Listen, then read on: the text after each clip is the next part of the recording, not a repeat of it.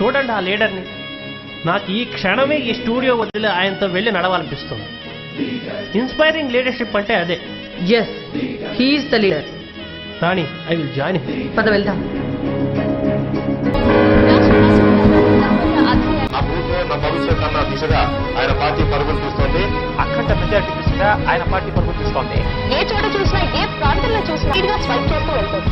ఈ రిజల్ట్స్ ని బట్టి పొలిటీషియన్స్ కి లీడర్స్ కి గల తేడాని ఎత్తి చూపిన చరిత్రాత్మక రోజు ఇది అని మనం చెప్పొచ్చు. నిజమే, ఇది దేశ చరిత్రలోనే ఎవరు కని విని ఎరుగని తీర్పు. రాష్ట్ర ప్రజలకు ఒక నిజమైన లీడర్ ఉదయించిన రోజు ఇది.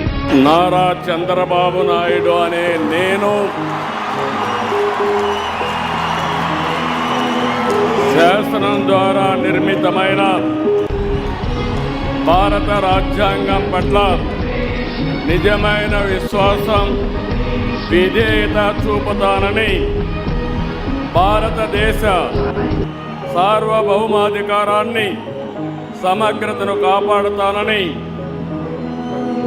ఆంధ్రప్రదేశ్ రాష్ట్ర ముఖ్యమంత్రిగా ప్రజలందరికీ న్యాయం చేకూరుస్తానని దైవ సాక్షిగా ప్రమాణం చేస్తున్నాను.